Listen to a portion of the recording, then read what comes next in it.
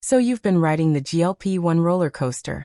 The shots made the weight vanish, your cravings disappeared, and suddenly you were skipping fast food drive-thrus like they were toxic waste dumps. But here comes the plot twist nobody warned you about. What happens when you stop? Do the pounds creep back like an uninvited ex? Do your hunger hormones throw a wild party the second you put the pen down? And most importantly, can you land softly? Or is this whole thing just a one-way ticket back to square one? Today we're breaking down the shocking truth about GLP-1 withdrawal, weight regain, hormone rebound, and how you can outsmart the crash. Buckle up, this ride's about to get bumpy. Why people stop GLP-1s in the first place? First things first, why even stop? If these shots are working, why would anyone quit? Well, let's just say the reasons are plentiful. Cost. These little pens are basically liquid gold, with price tags higher than your rent. Insurance often plays the sorry not covered card. Side effects. Nausea, fatigue, hair loss, and bathroom adventures nobody wants to relive. Shortages. Sometimes you literally can't find them. Pharmacies are emptier than the salad section at a Super Bowl party. Goal reached. Some people think, I've lost the weight. Mission accomplished.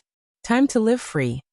No matter the reason, stopping sets off a chain reaction in the body, one that most doctors don't exactly highlight in the glossy pamphlets.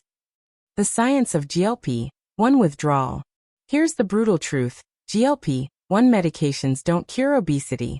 They manage it, like glasses manage bad eyesight. Take them off, and the blur returns. Appetite returns. GLP-1s slow stomach emptying and keep you feeling full. Without them, your body's like, hey, remember pizza? Let's eat the whole thing. Hormone rebound. Ghrelin, the hunger hormone, comes back with a vengeance. Leptin, the satiety hormone, drops. Basically, your brain flips back into feed me everything mode. The emotional whiplash. Now let's not forget the emotional side. You went from feeling in control, finally free from food obsession, to suddenly being back in a body that craves like it's never been fed. That new wardrobe starts feeling tight. That confidence boost slips. For many, the shame hits harder than the actual pounds. It feels like failure. But here's the thing, it's not a failure. It's biology. Your body is literally wired to fight against weight loss. GLP-1s just press mute on that fight for a while. Real stories from GLP-1 withdrawal. Meet Sarah. She lost 60 pounds on semaglutide. Felt amazing. But when her insurance stopped covering it, she had no choice but to quit. Within 6 months, she regained 35 pounds. Then there's Mark. He hit his goal weight, thought he could maintain naturally, and stopped the shots. A year later, he was heavier than before. And finally Rachel. She stopped, but with a plan. She added strength training, protein-focused meals, therapy for emotional eating, and kept a close eye on her hunger cues. Guess what? She regained some, but only a fraction. Strategies for a softer landing. Alright, let's get into the survival guide. How do you stop GLP-1s without crashing into a buffet line at 2 a.m.? Slow wean versus cold turkey.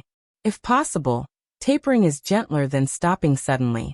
This lets your body adjust gradually to rising hunger signals. Prioritize protein. Protein is the satiety MVP. It helps keep you fuller, preserves muscle, and stabilizes blood sugar. Aim for 30+ grams per meal. Strength training. Lifting weights equals preserving muscle equals higher metabolism. Cardio's great, but resistance training is the long-term game changer. Track hunger, not just calories. Your appetite will shift, sometimes daily.